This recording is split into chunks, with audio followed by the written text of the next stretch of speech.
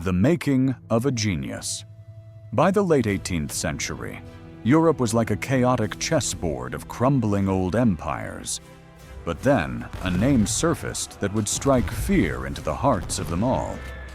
He was a young general, small in stature and hailing from a remote island. Yet he carried an ambition big enough to swallow an entire continent. He's the man who redrew the map of Europe. Some call him the greatest military mastermind in history. Others see him as the most power-hungry conqueror of the modern era. His name? Napoleon Bonaparte. Throughout his career, Napoleon fought in over 60 battles, losing only a handful of key ones. His campaigns have since become the stuff of military legend. In today's video, we're diving into the life of Napoleon, his journey from an obscure artillery officer to becoming the Emperor of France, and the legendary battles that defined his legacy. First, we'll take a look back at Napoleon's life and career.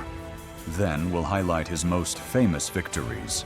And in our upcoming videos, we'll be breaking down each battle in gritty detail.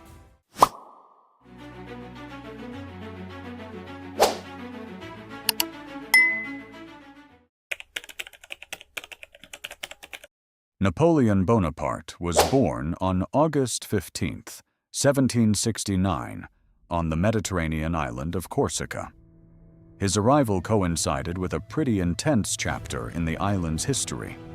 Just a year earlier, in 1768, Corsica had been handed over from the Republic of Genoa to the Kingdom of France.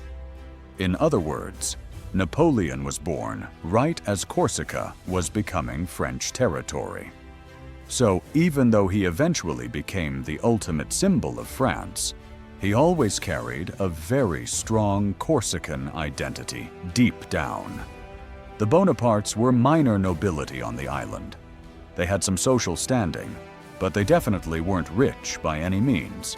His father, Carlo Bonaparte, was a lawyer involved in local politics, while his mother, Letizia Ramolino, was a woman known for her iron will and strict discipline.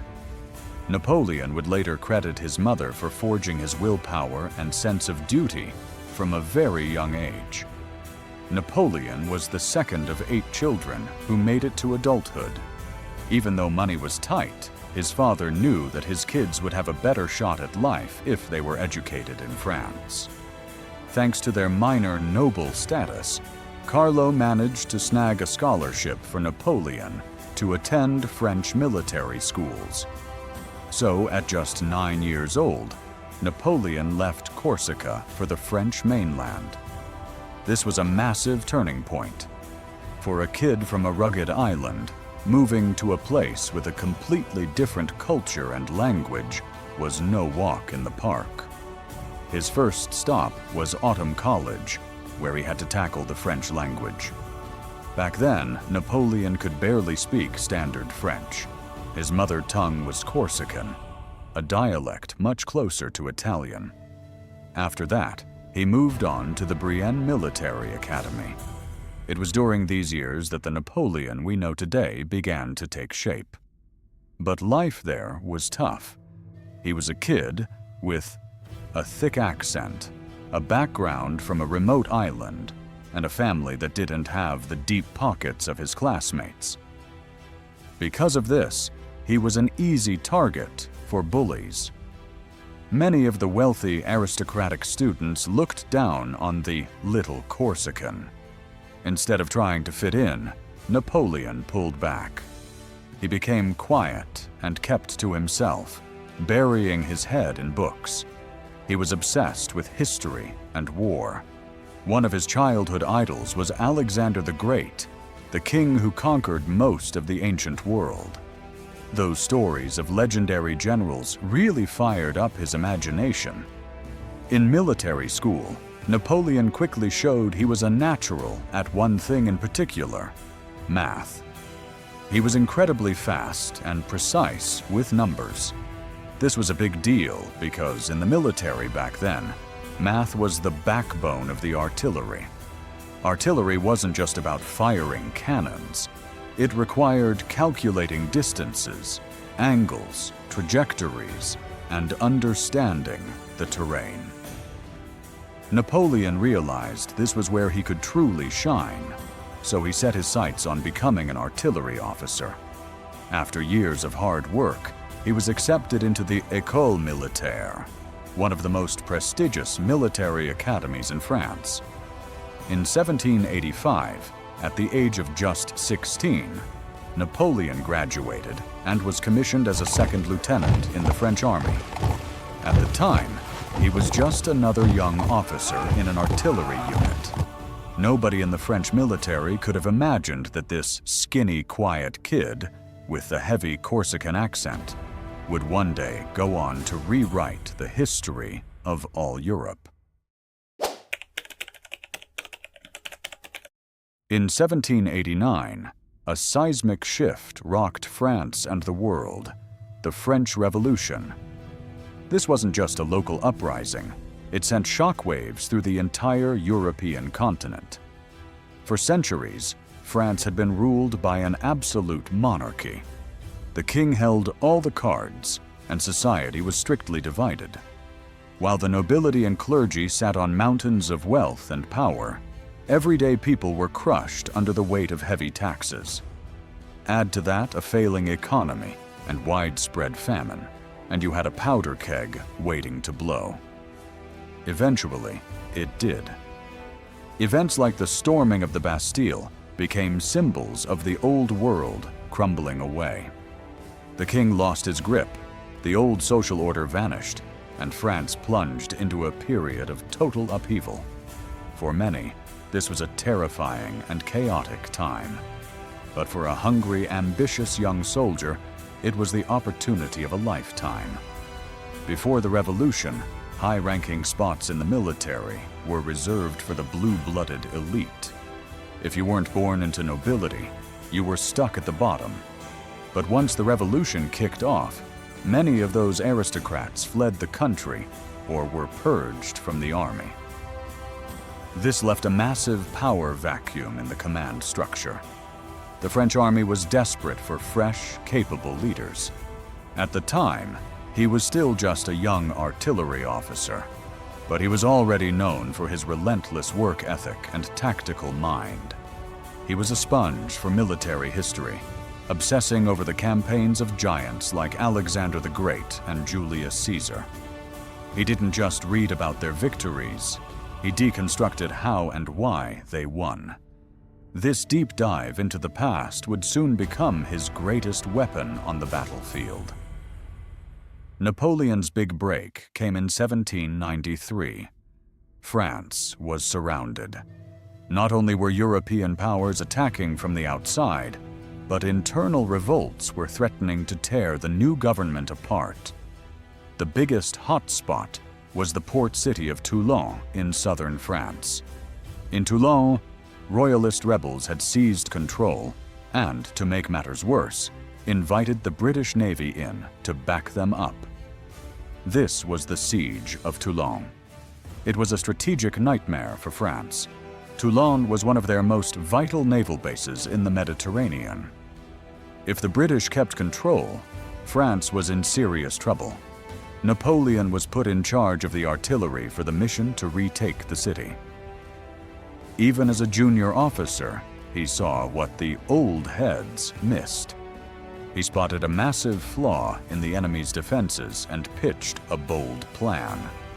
Instead of a head-on collision with the city walls, Napoleon wanted to seize the strategic heights overlooking the harbor. If he could get his cannons up there, he could rain fire down on the British fleet until they had no choice but to tuck tail and run.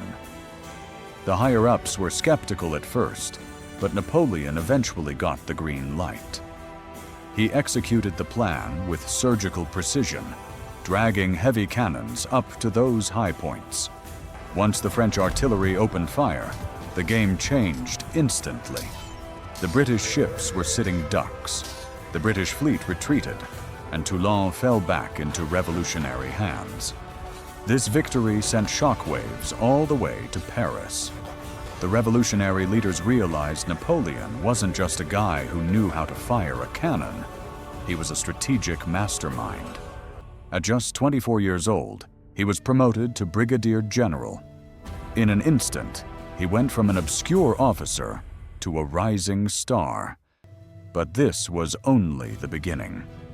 Within just a few years, Napoleon would lead the campaigns that would change the face of Europe forever. In 1796, the French revolutionary government decided to go big. They launched a massive campaign into northern Italy, aiming to strike at the heart of territories controlled by the Austrian Empire. At the time, Italy wasn't the unified country we know today. Most of the north was under Austria's thumb, while the rest was a patchwork of small duchies and kingdoms. The French government handed the reins of this ambitious mission to a rising star, Napoleon Bonaparte. When Napoleon arrived to take command of the army of Italy, he walked into a total disaster. The troops hadn't been paid in months. They were starving, poorly equipped, and their morale was in the gutter. To put it bluntly, the soldiers didn't think they stood a chance against the Austrians. But the moment he stepped on the scene, Napoleon rallied his men with a speech that would go down in history. "You are lacked everything, but I am going to lead you into the most fertile plains in the world." With just a few words, he lit a fire under an exhausted army. Napoleon knew he couldn't win a game of numbers or gear, so he played a different card: speed and flexibility. His go-to move? Hit fast and divide the enemy. Instead of taking on the entire Austrian army head-on, he would isolate their units and crush them one by one before they could team up.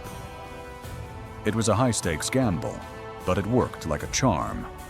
The Battle of Lodi was one of the first big tests. The French had to storm a narrow bridge while Austrian cannons rained hellfire on them. It was a suicide mission.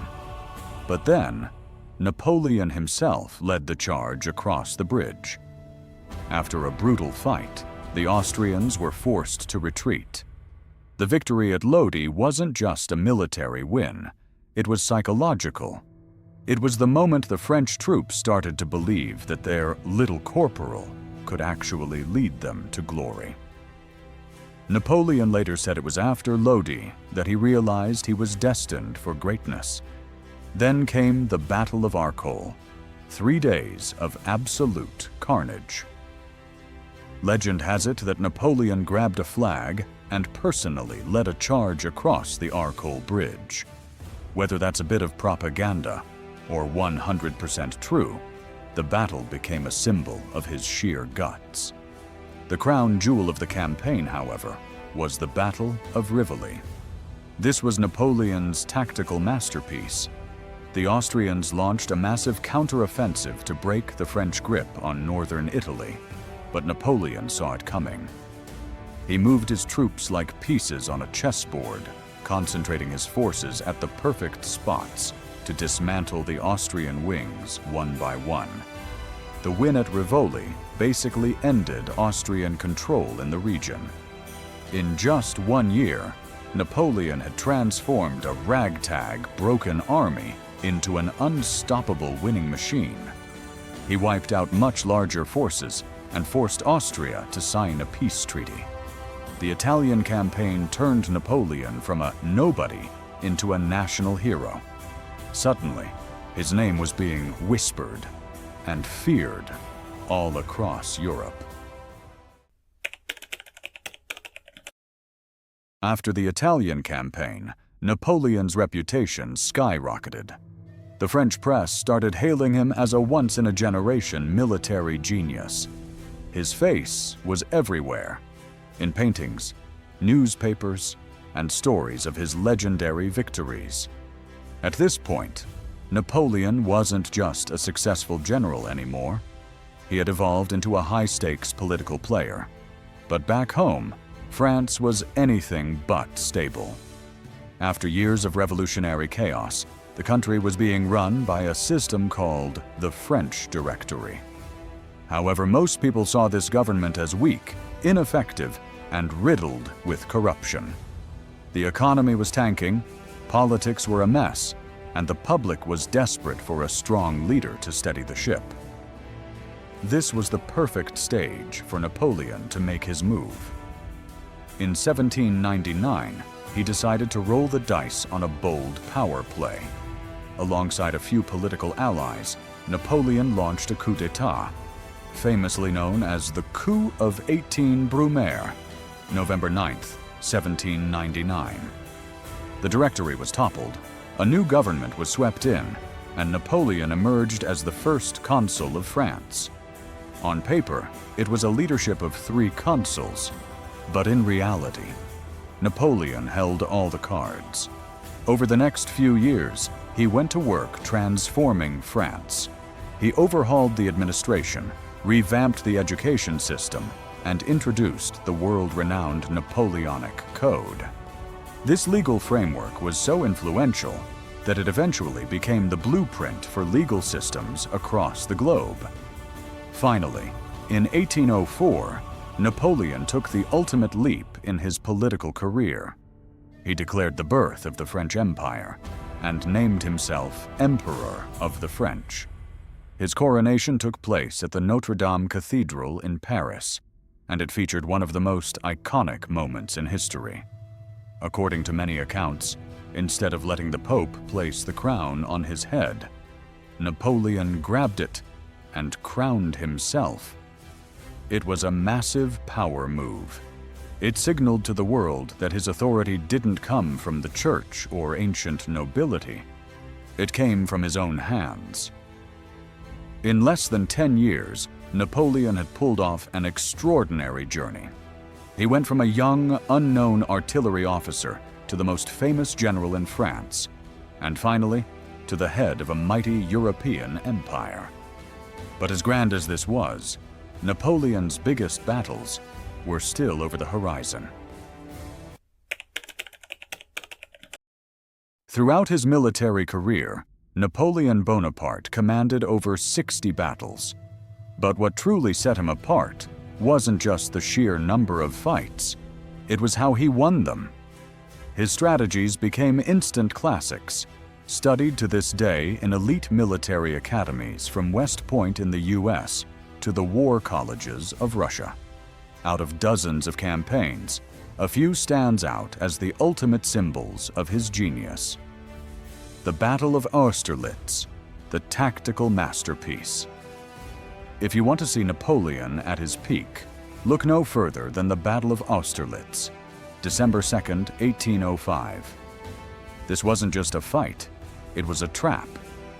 Napoleon was facing the combined might of 2 superpowers, the Russian Empire and the Austrian Empire. With 3 emperors on the field, Napoleon, Tsar Alexander I, and Emperor Francis II, it's famously known as the Battle of the 3 Emperors.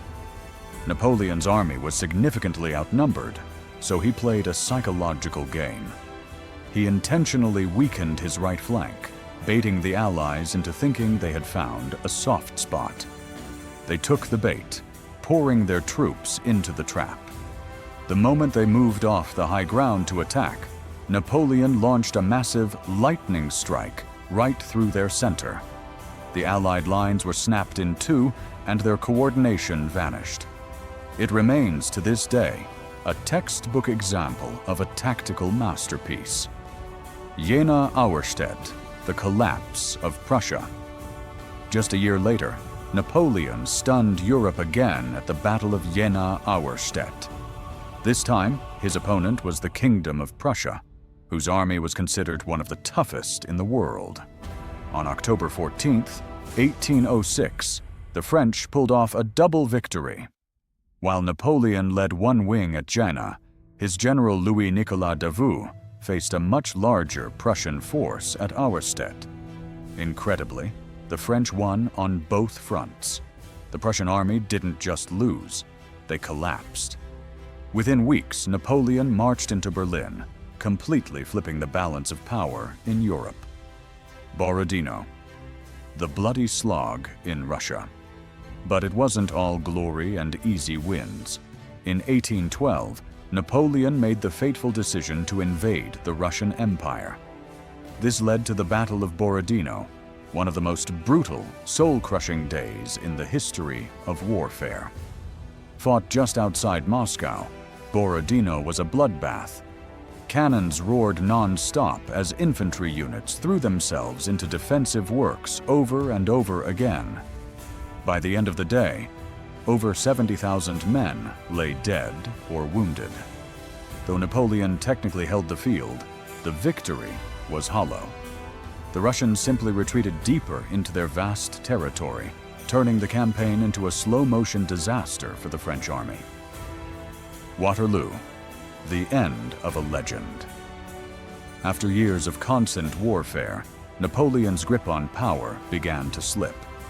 In 1815, he made one last desperate grab for glory during a period known as the 100 Days. His fate was sealed in a final showdown, the Battle of Waterloo. Facing him was a coalition led by the Duke of Wellington, Britain, and von Blücher, Prussia. It was a nail-biter. For a while, it looked like Napoleon might actually pull it off. But when the Prussian reinforcements arrived late in the day to back up the British, the tide turned for good. Napoleon's army was shattered. Waterloo marked the end of the road. The man who once redrew the map of Europe was forced to abdicate and was exiled to the remote island of St. Helena. There, in total isolation, the emperor who shook the world lived out his final days. Napoleon was at the absolute zenith of his power between 1807 and 1811. At this point, the French Empire basically held Europe in its grip. Most nations had been crushed, while others were forced into uneasy alliances. But there was still one major power that refused to fully bend the knee: the Russian Empire. Initially, Russia and France had signed a peace deal known as the Treaties of Tilsit. Under this pact, Russia agreed to help Napoleon freeze Britain out of the European economy, a policy called the Continental System. Napoleon's goal was simple: choke the UK's economy by cutting off all its trade with the continent. However, as time went on, Russia grew restless. Cutting ties with Britain was agonizing for the Russian economy. Eventually, they started breaking the rules. For Napoleon, this was a challenge he couldn't ignore. In 1812, he decided to launch a massive military campaign to force Russia back into line. Napoleon assembled a titan of an army, the Grande Armée. It was the largest military force Europe had ever seen, with over 500,000 soldiers from various nations marching under his banner. In the summer of 1812, this juggernaut began its trek into Russian territory. Napoleon was banking on a quick, decisive battle to end the war early. But things didn't go according to plan. The Russians, led by General Mikhail Kutuzov, played a completely different game.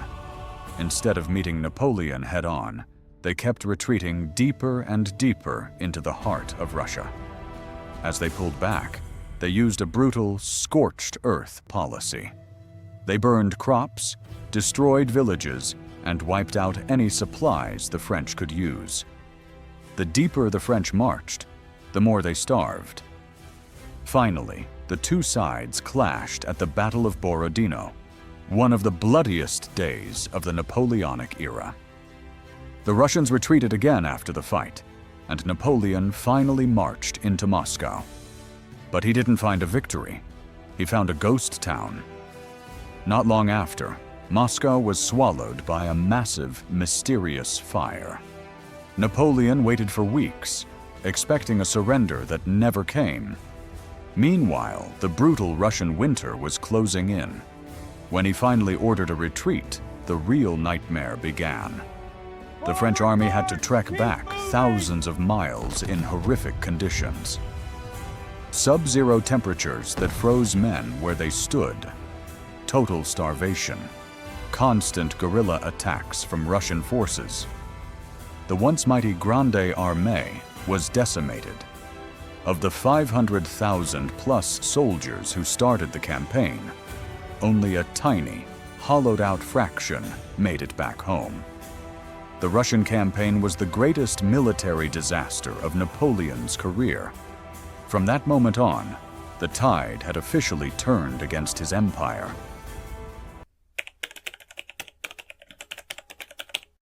After years of non-stop warfare across the continent, Napoleon's empire finally began to crumble. In 1814, after Allied forces marched into Paris, Napoleon was forced to abdicate.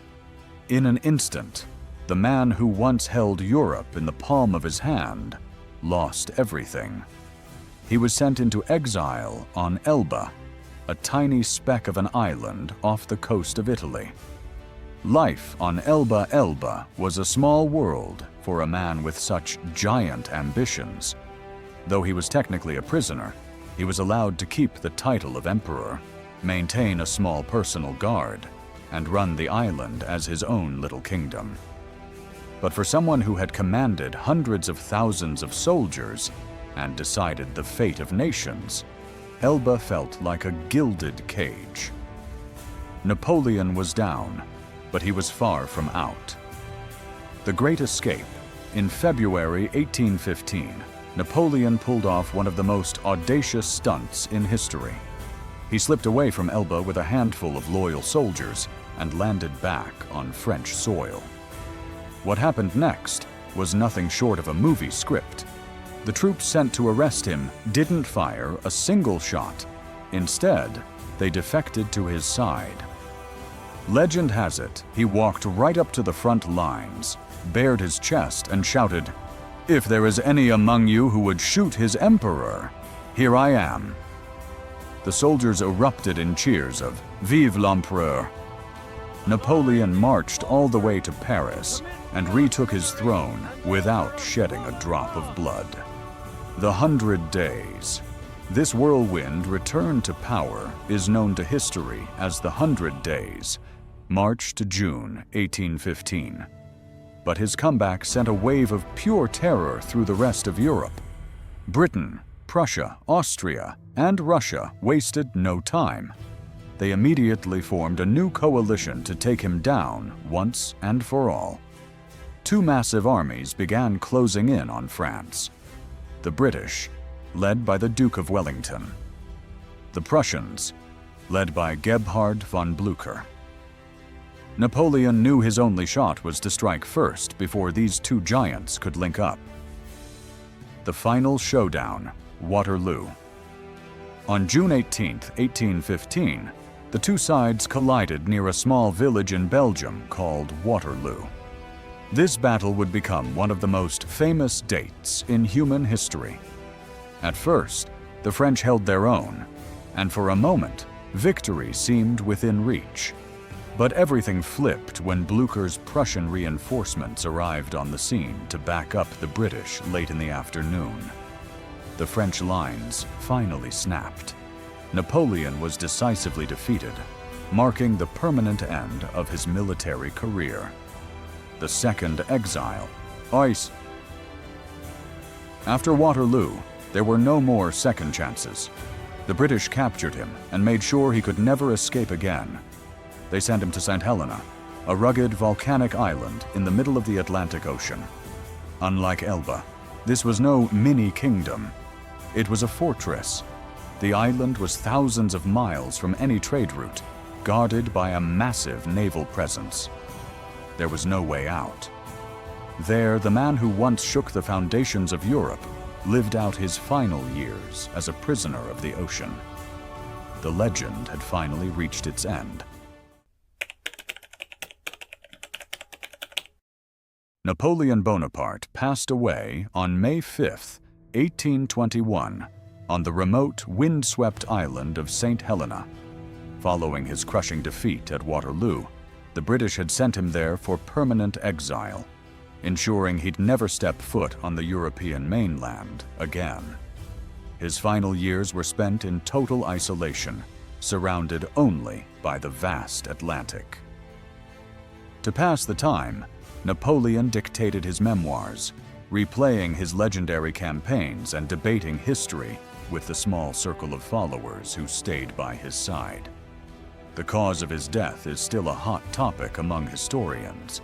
While the official record points to stomach cancer, the same disease that took his father, some still whisper about more mysterious possibilities. Whether you see him as a heroic liberator or a power-hungry conqueror, there's no denying that Napoleon left an indelible mark on the world. He didn't just win battles, he changed the DNA of modern society. Military strategy. Napoleon's campaigns rewrote the rule book of war. His emphasis on lightning-fast marches, concentrating massive force at a decisive point, and dismantling enemy units one by one, became the gold standard for modern warfare. The legal system.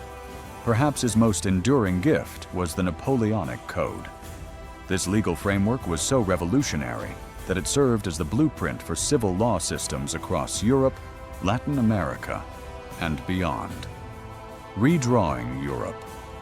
His wars shattered the old-school monarchies of Europe.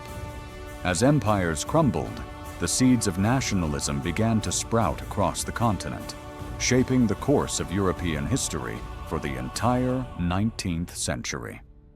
To this day, military academies around the globe still treat Napoleon's campaigns as masterclasses in strategy and tactics. He remains a figure that demands to be studied.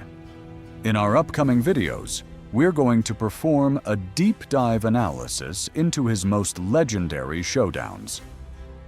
The masterpiece, the Battle of Austerlitz, the bloodbath, the Battle of Borodino, the final curtain, the Battle of Waterloo, and many more.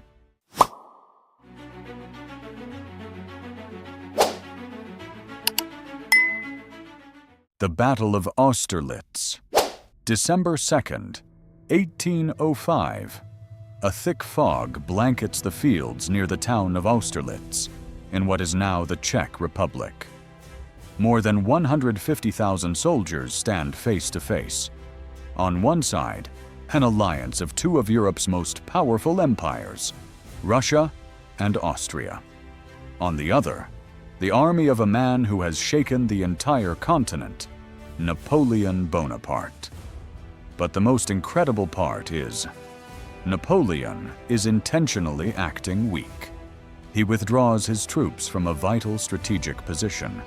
He makes his army appear exhausted. He even leaves behind signs suggesting an imminent retreat. The Russian and Austrian generals are convinced they are about to crush Napoleon. But what they don't know is, it is all a trap. And in just a few hours, this battle will become one of the greatest military victories in history.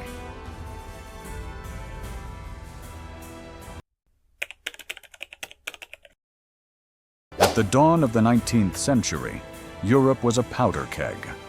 The French Revolution had shattered the old world order, and from its ashes rose a figure of singular ambition. After crowning himself Emperor of the French in 1804, Napoleon Bonaparte didn't just seek to rule France. He sought to redraw the map of the entire continent. His meteoric rise sent shockwaves through the royal courts of Europe, sparking a desperate fear that the Little Corporal would dismantle every monarchy in his path. By 1805, this fear solidified into a massive military alliance, the War of the Third Coalition. This was a clash of titans.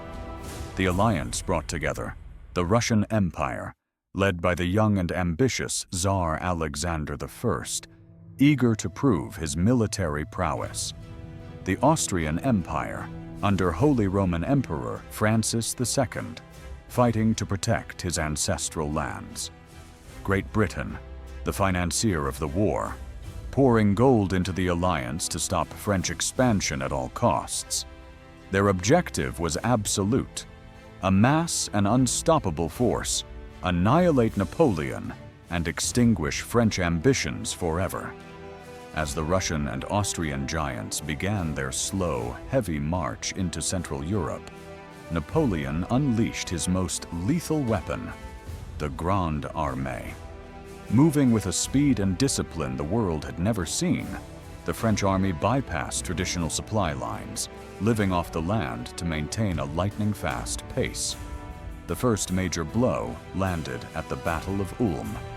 Through a series of masterful maneuvers, Napoleon didn't just fight the Austrians, he outthought them. He circled his enemies like a predator, trapping the Austrian army within the city walls. In a stunning display of strategic brilliance, he forced 60,000 Austrian soldiers to surrender with almost no bloodshed. With Ulm fallen, the gates were open. French boots soon echoed through the streets of Vienna, the crown jewel of the Austrian Empire. But Napoleon remained cautious. He knew that the fall of a capital did not mean the end of the war. To the east, the Russian steamroller was approaching, a fresh, massive, and formidable army that had yet to face him on the field. The stage was being set for a final, catastrophic confrontation. The decisive hour was drawing near. By late November 1805, the gears of destiny were turning near the small town of Austerlitz. Two massive war machines finally stood face to face in the freezing Moravian winter. The numbers were grim for the French. The combined Russo-Austrian forces boasted a staggering 85,000 men, supported by a massive array of heavy artillery. Napoleon, by contrast, commanded only 73,000. On paper, he was outmatched. But it wasn't just the numbers that worried the French marshals, it was the terrain. At the very heart of the battlefield sat a dominant piece of high ground known as the Pratzen Heights. The strategic law: whoever controls the Pratzen Heights controls the battle. Common military sense dictated that Napoleon should seize this high ground immediately. From the heights, his cannons could rain fire on any attacker, making his position nearly impregnable. But then, Napoleon did the unthinkable, something that sent shockwaves through his own command tent. He abandoned the Pratzen Heights. He deliberately ordered his elite troops to pull back, leaving the most important position on the field wide open. To the Allied High Command, this wasn't a maneuver. It was a white flag. The Russian and Austrian generals watched through their telescopes, convinced they were witnessing a collapse. To them, Napoleon looked weak, desperate, and terrified. They saw a French army on the verge of a panicked retreat. The Allied leaders took the bait. They took the gift of the heights and immediately began planning a massive, crushing blow against the French right flank. They believed the right wing was Napoleon's soft underbelly, the weak point where they could snap his line and end the war in a single afternoon. They were walking straight into the mouth of the lion. What the Allies saw as a blunder was, in fact, the most cold-blooded, calculated risk in military history. Napoleon wasn't retreating. He was clearing the stage for a masterpiece of destruction. December 2nd, 1805, before dawn. A biting glacial chill hangs over the Moravian landscape.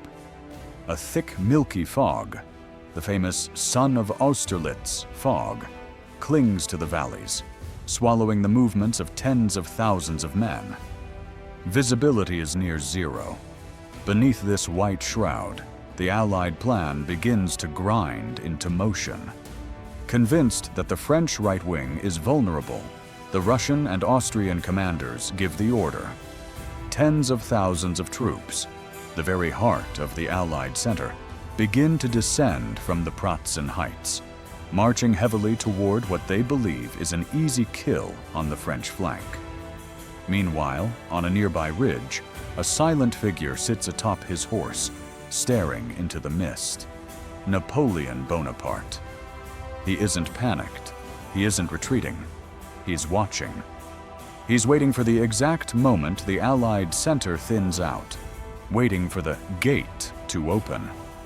As reports come in that the heights are being emptied of enemy soldiers, a cold smile touches his lips. He turns to his marshals and utters the words that would echo through military history. One sharp blow to the center, and the war is over.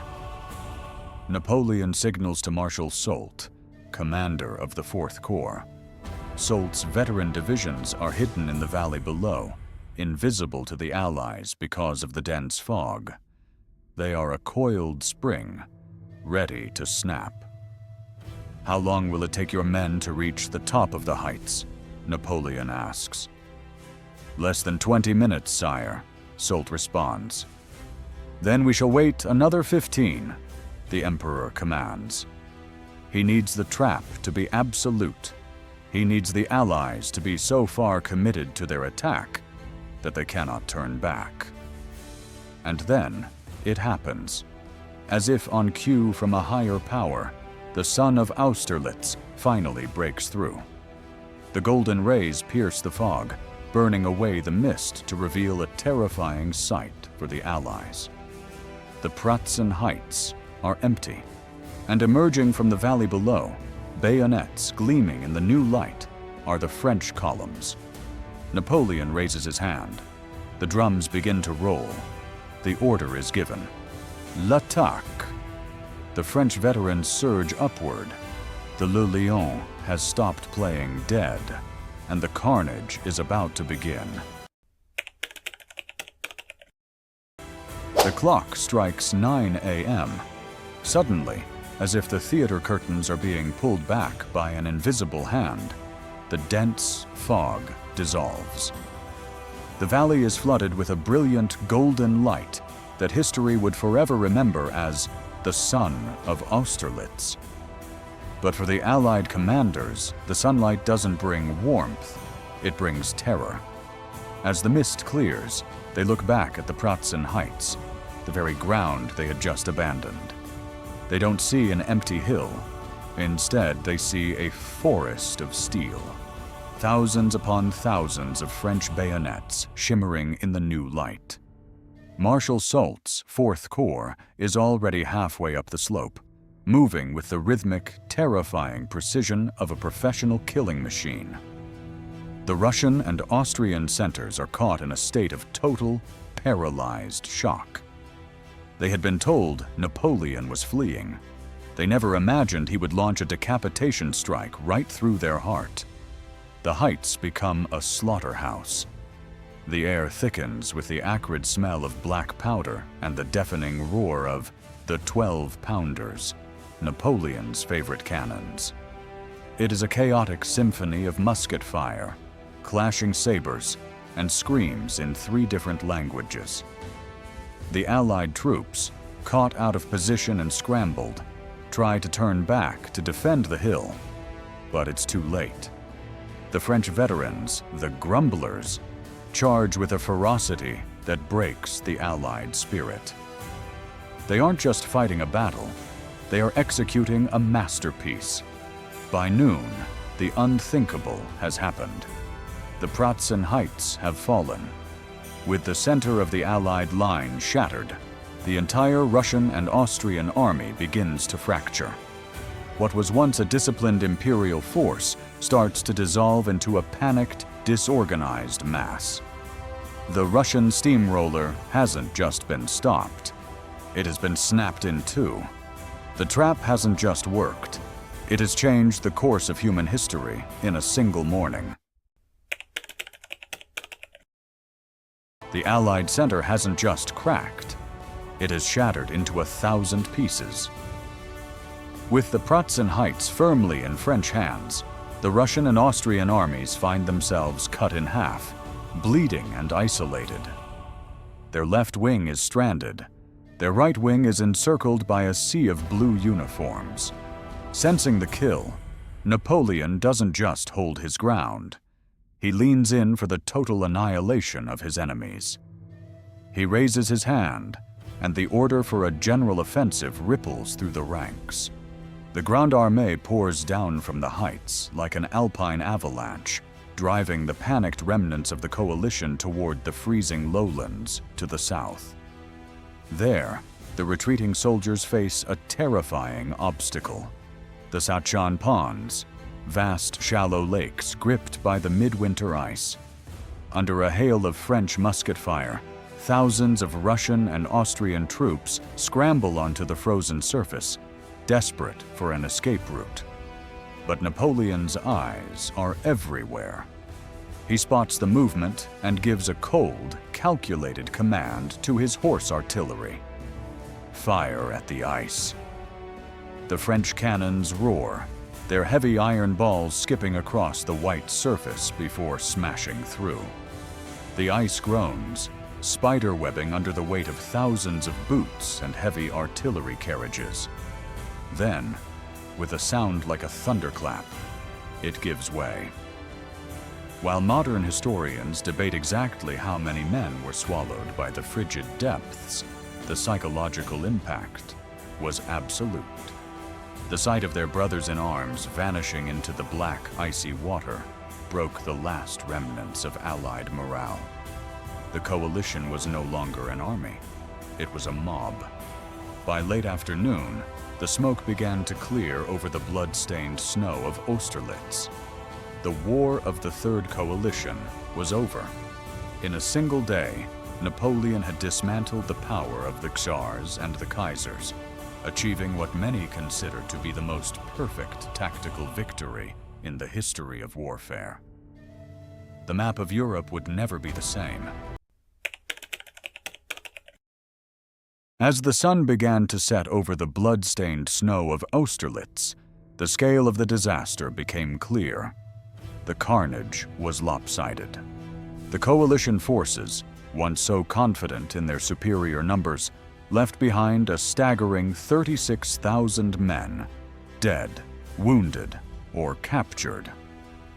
In contrast, Napoleon's losses were remarkably low, with only 9,000 casualties.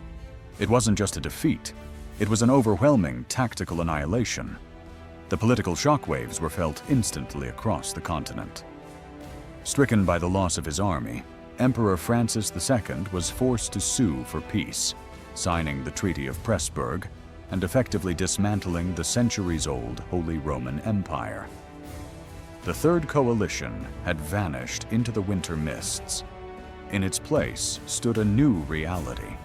Napoleon Bonaparte was now the undisputed master of Europe. He had reached the zenith of his power, a titan who had humbled the oldest dynasties on Earth in a single afternoon. To this day, military historians and generals at West Point and Sandhurst study the Battle of Austerlitz as the ultimate military masterpiece. It remains the gold standard of warfare, a testament to the fact that victory isn't always won by the largest army, but by the commander who masters the art of psychological deception, strategic patience, and perfect timing. At Austerlitz, Napoleon didn't just win a battle. He painted a masterpiece in iron and blood, forever changing the face of the world. In the long, blood-soaked ledger of human warfare, there are thousands of battles. Most are won by the side with the most men, the loudest guns, or the luckiest weather. But Austerlitz was different. Austerlitz is one of the rare moments in history where a battlefield was transformed into a canvas for military artistry. It stands as the ultimate proof that a smaller force, when guided by a singular, brilliant mind, can dismantle an empire. Napoleon Bonaparte didn't just defeat a numerically superior enemy. He dismantled their will to fight before the first shot was even fired. He mastered the most difficult art of all, the art of deception. By appearing weak, he lured the proudest kings of Europe into a trap of their own making. He didn't win through sheer brutality or overwhelming numbers. He won through intellect, psychological manipulation, and a perfect sense of timing. To this day, the name Austerlitz remains synonymous with tactical perfection. It was the day the Little Corporal became a legend, proving that on the chessboard of war, the most powerful weapon isn't the sword, it's the mind.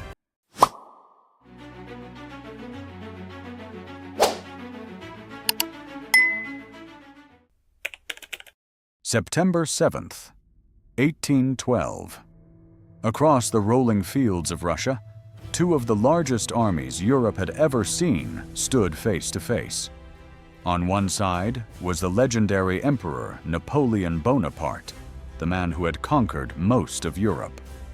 On the other stood the Russian army led by Mikhail Kutuzov, a commander determined to stop Napoleon's invasion. What followed would become the bloodiest single day of the Napoleonic Wars. Over 70,000 soldiers would fall, and yet the battle would end with a mystery. Did Napoleon win, or did Russia? This is the story of the Battle of Borodino. The invasion of 1812. Napoleon's hubris. In 1812, Napoleon Bonaparte launched the most ambitious and ultimately catastrophic campaign of his storied career. His objective was deceptively simple: to force Tsar Alexander I back into the continental system and permanently shatter Russian resistance to French hegemony in Europe. To achieve this, Napoleon assembled a juggernaut, the Grande Armée. This was a multinational force of over 600,000 soldiers, the largest military machine Western history had ever witnessed. As they crossed the Niemen River, the sheer scale of the invasion seemed to guarantee a swift and decisive victory. A war of shadows. However, the Russian High Command had no intention of engaging Napoleon in the kind of grand, set-piece battle he mastered. Instead, they utilized the sheer vastness of their territory as a weapon. As the French surged eastward, the Russians executed a relentless, scorched earth policy. Systematic destruction. They burned entire harvests and razed villages to the ground. Starvation tactics. By destroying infrastructure and food supplies, they left the French with nothing but ash and barren soil. The invisible toll. Without adequate supplies, the Grande Armée began to wither from disease, exhaustion, and desertion before even firing a major shot. The road to Borodino. By the time the French reached the outskirts of Moscow, the once mighty force had been hollowed out, its numbers shrinking dramatically under the strain of the endless march. It was only then that the Russian leadership decided to turn and face the Corsican ogre. They dug in near a small nondescript village roughly 70 miles west of Moscow. That village was Borodino, and it was destined to become the site of the bloodiest single day of the entire Napoleonic Wars. The battlefield at Borodino was a tactical nightmare of rolling hills, dense forests, and winding stream beds. Recognizing the importance of the terrain, Russian engineers worked feverishly to transform the landscape into a fortress. They anchored their defense on 3 pivotal fortifications that would soon become the focal points of the carnage: the Bagration Flèches, the Raevski Redoubt, and the defensive lines along the Kolocha River. These positions formed a deadly defensive arc, designed to bleed the French army dry. The scale of the impending clash was staggering. The Russian Empire deployed approximately 120,000 soldiers supported by 640 cannons, while Napoleon's Grande Armée brought roughly 130,000 troops and 580 cannons to the field. under the command of Mikhail Kutuzov for the Russians and Napoleon Bonaparte for the French. Both sides understood that this would not be a battle of subtle maneuvers. It was to be a massive, head-on collision of raw power. Comparison of forces. The Russian Empire, 120,000 soldiers, 640 cannons, commanded by Mikhail Kutuzov. The French Empire, Grande Armée, 130,000 soldiers, 580 cannons, commanded by Napoleon Bonaparte. Napoleon stood on a slight elevation, his telescope trained on the horizon as he meticulously studied the Russian positions. It was a daunting sight. The Russian center, anchored by the massive Raevsky Redoubt, was a bristling wall of bayonets and cannons, almost impossible to take by direct assault. However, Napoleon's keen eye spotted what he believed to be a critical weakness: the Russian left flank. His strategic assessment led to a plan that was as simple as it was brutal. Rather than attempting a complex maneuver, he decided to launch a massive, concentrated hammer blow against the Russian left. His objective was clear: smash through the Bagratión Fleches, shatter the Russian flank, and then roll up the entire enemy army from the side, trapping them against the Kolocha River. To signal the start of this titanic struggle, Napoleon did what he did best. He unleashed the power of his beautiful daughters, his beloved artillery. At approximately 6 a.m., the order was given, and hundreds of French cannons opened fire simultaneously. The opening salvo. A wall of fire. Over 100 guns concentrated their fire on the Bagratión Fleches alone, creating a localized inferno of iron and dirt. The earth trembled. The sheer volume of the bombardment was so intense that soldiers reported the ground shaking miles away, a physical manifestation of the raw power being leveled at the Russian lines. The fog of war. Within minutes, the morning air was choked with thick, acrid black powder smoke, obscuring the sun and plunging the battlefield into a premature, artificial twilight. The silence of the Russian countryside was gone, replaced by the rhythmic thunder of the heavy guns. The Battle of Borodino had officially begun, not with a whimper, but with a roar that signaled the beginning of the end for thousands of men on both sides. The French infantry began their advance, disappearing into a literal wall of sulfurous smoke and whistling iron. This was no longer a tactical maneuver. It was a descent into an industrial-scale slaughterhouse. Wave after wave of blue-coated soldiers charged toward the Russian fortifications, their rhythmic drums struggling to be heard over the deafening roar of nearly 1,000 cannons. The Bagratión Fleches quickly transformed into a horrific killing ground. As the French closed the distance, Russian artillery, firing at point-blank range with canister shot, tore gaping holes in the advancing ranks, turning entire platoons into a memory in a single heartbeat. Yet the French kept coming, driven by a mixture of discipline, desperation, and the iron will of their emperor, the meat grinder of the flesh. The struggle for these earthworks was characterized by a savage back-and-forth rhythm. The fortifications changed hands multiple times, with each successful surge met by an equally ferocious counter-surge.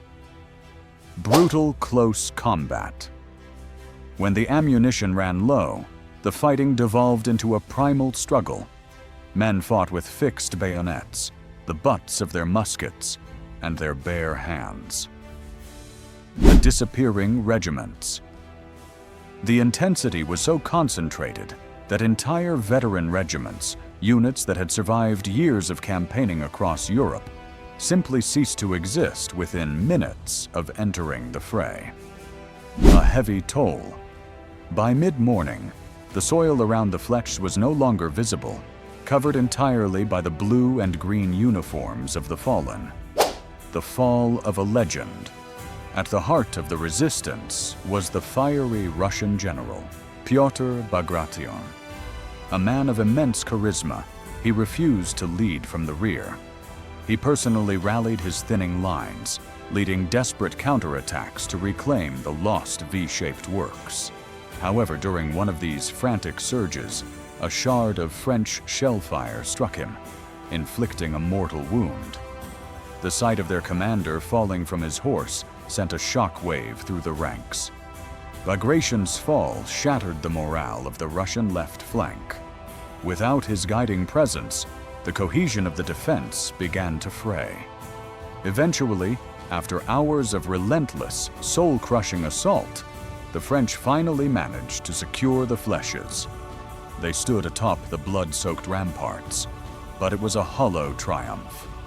The victory had come at a catastrophic cost in lives, and the Russian line, though battered and grieving, had not yet broken. While the left flank was consumed by fire and blood, an equally apocalyptic struggle erupted in the center of the Russian line. The objective was the Raevsky Redoubt, a massive, earth-shaken fortification bristling with heavy cannons that dominated the entire battlefield. To the French, it became known as the Great Redoubt, and to those who fought there, it was simply the volcano. Napoleon's forces launched repeated, grueling assaults against the hill, but each wave was met by a literal wall of iron. The Russian gunners, refusing to retreat, waited until the French were nearly upon them before unleashing devastating canister shot. Thousands of metal balls that turned the advancing columns into a harrowing scene of carnage. The cavalry charge into the inferno. In one of the most legendary and desperate moments of the Napoleonic Wars, French heavy cavalry, the ironclad cuirassiers, were ordered to do the impossible, charge directly into the mouth of the redoubt. Into the smoke, horses and riders thundered up the slope, crashing through a landscape of choking black powder smoke and whistling shells. The melee. The fighting within the redoubt became a chaotic, primal nightmare. There was no room for maneuver. Point-blank carnage. Cannons were fired at such close range that the blast alone could kill. Soldiers who lost their weapons fought with heavy sabers, fixed bayonets, and even bare hands in a desperate struggle for every inch of the blood-soaked earth. A Pyrrhic victory. After hours of this savage, unrelenting combat, the French troops finally swarmed over the ramparts. The Russian defenders fought to the last man, but eventually, the tricolor flag was raised over the smoking ruins of the redoubt. The center had fallen. However, as the smoke began to clear, the true horror of the day was revealed.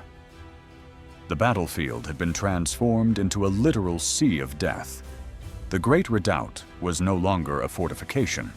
It was a mass grave. Tens of thousands of soldiers, the elite of both empires, lay dead or mangled across the hills of Borodino. The French had captured the ground, but they had decimated their own army to do it. Metric comparison of the center's toll. French casualties. Thousands of elite cavalry and infantry lost in the final surge. Russian casualties. Entire divisions wiped out while defending the heights. Atmosphere. A landscape defined by the shriek of shells and the groans of the dying. By the late afternoon, the battlefield had become a landscape of unparalleled devastation. The Russian army was battered, bleeding, and exhausted. Its lines pushed back, but remarkably still holding. To many of Napoleon's top marshals, the moment for the decisive blow had finally arrived. They looked toward the horizon, where the most feared unit in Europe stood idle, the Imperial Guard. These were Napoleon's elite, the Old Guard, veteran warriors who had never been defeated and whose very presence on the field often caused enemy lines to crumble in terror. His commanders, including the fiery Marshal Ney, urged him to unleash this final reserve. If the Guard attacked now, they argued, they would shatter the remaining Russian resistance and completely annihilate the Tsar's army, ending the war in a single afternoon. The Emperor's hesitation. But for the first time in his career, the great captain hesitated. Napoleon surveyed the carnage and looked at his maps. He was nearly 1,800 miles from Paris, deep within the heart of a hostile and unforgiving Russia. The risk of total collapse. Napoleon knew that the Imperial Guard was the ultimate insurance policy for his empire. If he sent them in, and they were decimated by Russian artillery, he would have no elite force left to protect his retreat or secure his throne. A gamble. Too far. Despite the pleas of his generals, he muttered his famous refusal. "I will not have my guard destroyed."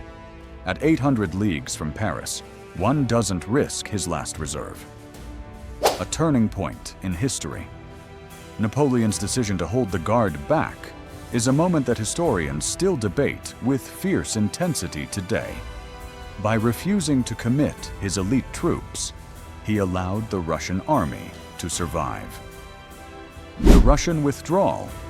Under the cover of darkness, the Russian forces, though crippled, were able to retreat in good order, slipping away to fight another day. The missing victory. The final crushing blow never came. Napoleon had won the field, but he'd failed to destroy the enemy's will or their ability to wage war. The sun set over Borodino on a scene of absolute horror. Napoleon had technically cleared the path to Moscow, but by sparing his guard, he had unwittingly ensured the eventual destruction of the rest of his Grande Armée. As the sun began to set over the rolling hills of Borodino, a haunting, unnatural silence settled over the landscape, interrupted only by the distant groans of the dying. Both the French and Russian armies were utterly spent, their physical and moral strength ground down to nothing by a day of unrelenting slaughter. Neither side possessed the energy or the reserves to strike a final, decisive blow. In the dead of night, under the cover of a thick, sulphurous mist, Field Marshal Mikhail Kutuzov made a cold, strategic calculation. He knew his army could not survive another day of such attrition. To save the Russian Empire, he had to save its soldiers. He issued the order for the Russian army to withdraw toward Moscow, leaving the blood-soaked earth to the French. A hollow triumph. Technically, Napoleon was the victor. He remained in possession of the battlefield, and the road to the ancient capital of Moscow now lay open. But it was a hollow victory, a win that felt more like a slow-motion catastrophe. The statistics of the day remained some of the most staggering in military history. The French toll. Approximately 35,000 men were lost, including an irreplaceable number of veteran officers and elite cavalry. The Russian toll. Over 40,000 soldiers were killed or wounded, nearly a third of their entire force. The grim record, with over 75,000 total casualties in a single day, roughly one man every couple of seconds. Borodino earned its reputation as the bloodiest single day of the entire Napoleonic Wars. The Pyrrhic reality, Napoleon had won the ground, but he had failed to win the war. He had sought a cannae, a total destruction of the enemy, but instead, he had merely pushed them back. The Russian army was bruised and battered, but it was still intact, retreating into the vast, freezing interior of their homeland. Napoleon would soon march into Moscow, expecting a surrender that would never come. Instead, he would find a city of ghosts and flames, marking the beginning of the most disastrous retreat in the history of warfare. Exactly 1 week after the carnage at Borodino, Napoleon Bonaparte rode through the gates of Moscow, expecting a formal surrender. Instead, he found an eerie, silent ghost town. The Tsar had fled, taking the city's fire brigades and the majority of its population with him. The victory was a mirage. Within hours of the French occupation, strategically placed fires, ignited by Russian saboteurs, erupted across the city. Built largely of wood, Moscow quickly transformed into a roaring inferno. For 4 days, Napoleon watched from the Kremlin as his prize turned to ash. The dying embers of an empire Napoleon waited for 5 weeks in the ruins, hoping for a peace treaty that never arrived. Meanwhile, the shadow of the Russian winter began to stretch across the plains. The Battle of Borodino had not achieved the decisive destruction of the Russian army. Instead, it had bled the Grande Armée of its strength and its momentum. The consequences of that bloody day in September soon became clear. A hollow conquest. Napoleon held the capital, but he possessed no supplies, no shelter, and no defeated enemy. The Great Retreat. In October, the French began a desperate march back toward Europe. Harassed by Cossacks and decimated by the general winter, temperatures that plummeted to -30°C, the retreat became a trail of frozen corpses. The collapse of a legend. Of the 600,000 men who had marched east, fewer than 100,000 would crawl back across the border. The invasion of 1812 didn't just fail, it shattered the myth of Napoleonic invincibility. From that point forward, the coalition against him grew bolder, eventually leading to his exile. Today, the fields of Borodino remain hallowed ground, a quiet expanse of monuments and rolling hills that serves as a permanent reminder of the day when 2 of history's greatest empires bled themselves dry. Summary of the campaign's end event outcome. Capture of Moscow. Napoleon occupies a burning, empty city. No surrender is offered. The retreat.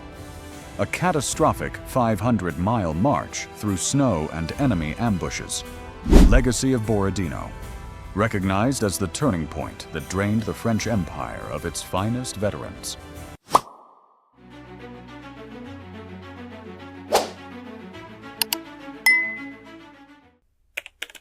June 1815. Europe is trembling at the mention of a single name, Napoleon Bonaparte. After a daring escape from exile on the island of Elba, the Corsican ogre has done the impossible. He has reclaimed the throne of France without firing a single shot. In just 100 days, Napoleon has resurrected a massive Grande Armée, a force of veterans fiercely loyal to their emperor. But the monarchs of Europe have seen enough. They have declared war, not on France, but on him. The fate of the continent and the world will be decided in a single cataclysmic afternoon. It will happen in a muddy field near a small Belgian village. Its name is Waterloo. Napoleon knew he couldn't win a war of attrition against all of Europe. His only hope was a preemptive strike. 2 massive armies were closing in on France's northern border. The Anglo-Allied Army, a multinational force led by the Iron Duke, Arthur Wellesley, Duke of Wellington, and the Prussian Army, a disciplined machine commanded by the relentless Gebhard von Blücher. Napoleon's strategy was the central position. He aimed to drive a wedge between the British and the Prussians, defeating them piece by piece before they could unite.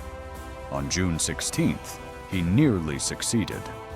He mauled the Prussians at the Battle of Ligny, while Wellington held his ground at Quatre Bras. Believing the Prussians were in full retreat, Napoleon turned his full fury toward the British, who had fallen back to a ridge near Waterloo. But Napoleon made a fatal assumption. He thought Blucher was finished. He was wrong. The stage is set. Napoleon commands 72,000 men and a superior park of 246 cannons. Wellington commands a fragile coalition of 68,000, many of whom are untried Dutch and German recruits. Wellington, a master of defensive warfare, chose his ground brilliantly. He positioned his main line behind a reverse slope. This hidden position shielded his infantry from the devastating French Great Battery of cannons. He anchored his defense on 3 fortified farmsteads, which acted like breakwaters against a tide. Hougoumont on the right, La Haye-Sainte in the center, and Papelotte on the left. If these bastions fell, Wellington's line would snap like a dry twig. 11:30 a.m. The ground is soaked from a midnight thunderstorm. The mud delays Napoleon's start, a delay that will prove costly. The opening move is a massive assault on the Hougoumont farm. Initially intended as a diversion to draw Wellington's reserves, it spirals into a brutal war within a battle. For the rest of the day, thousands of French troops throw themselves at the gates of the farmhouse. Inside, British guardsmen fight with desperate ferocity. At one point, the French burst through the north gate, only for the British to force it shut in a frantic hand-to-hand struggle. Hougoumont becomes a meat grinder, consuming Napoleon's divisions, but failing to break the British flank. By early afternoon, Napoleon orders a massive frontal assault on the British center. D'Erlon's First Corps, 16,000 men, marches forward in dense columns. The British line seems to buckle. The French reach the crest of the ridge, believing victory is at hand. Suddenly, Wellington gives the order. "Now, Maitland, now is your time." From the tall grass, the British guards leap to their feet. At point-blank range, they unleash a devastating volley of musket fire. The French columns, unable to deploy their full firepower, are shredded. The British heavy cavalry, the Scots Greys, charge into the fray, hacking through the French ranks. The grand assault is turned into a chaotic retreat. Around 4 p.m., Marshal Michel Ney, the bravest of the brave, sees British wagons moving to the rear. He misinterprets this as a general retreat. Without infantry or artillery support, Ney orders a massive cavalry charge. Nearly 9,000 horsemen, cuirassiers in gleaming breastplates, and lancers with fluttering pennants thunder across the valley. It is a magnificent, terrifying sight. But Wellington is ready. He orders his infantry into squares. For 2 hours, the French cavalry circles these human fortresses, unable to break the wall of bayonets. They are pelted by musket fire and grape shot. The finest cavalry in Europe is spent against the stubborn, thin red line. While the center held, Napoleon received terrifying news. To his east, a dark mass appeared on the horizon. It wasn't his reinforcements, it was Blucher. The Prussians had marched through mud and fire to keep their promise to Wellington. Napoleon was forced to peel away his precious reserves, including part of his young guard, to hold his right flank at the village of Plancenoit. The battle had become a race against time. Napoleon had to break Wellington now, or be crushed between two hammers. 7:30 p.m. The sun is low. In a final desperate roll of the dice, Napoleon calls upon the immortals, the Imperial Guard. These veterans had never known defeat. They marched up the ridge through a hellscape of smoke and corpses, but the British and Dutch defenders had been reinforced. As the Guard reached the summit, they were met with a wall of lead from 3 sides. For the first time in history, the cry went up through the French ranks. La Garde, recule. The Guard is retreating. Panic seized the Grande Armée. If the Guard could be broken, all was lost. The French line shattered. Wellington stood in his stirrups and waved his hat, the signal for a general advance. From the east, the Prussians poured onto the field, turning the retreat into a slaughter. Napoleon's army ceased to exist as a fighting force. The emperor fled to Paris, then surrendered to the British. He was exiled to the remote rock of St. Helena in the South Atlantic. This time, there would be no escape. Waterloo was more than a battle. It was the end of an era. It extinguished the fires of the French Revolution's expansion and ushered in a century of relative peace known as the Pax Britannica. It redefined the borders of Europe and cemented the Duke of Wellington's place in history. Today, the fields of Waterloo are silent, but the echoes of that close-run thing still resonate. It was the day the world changed, the day the eagle fell.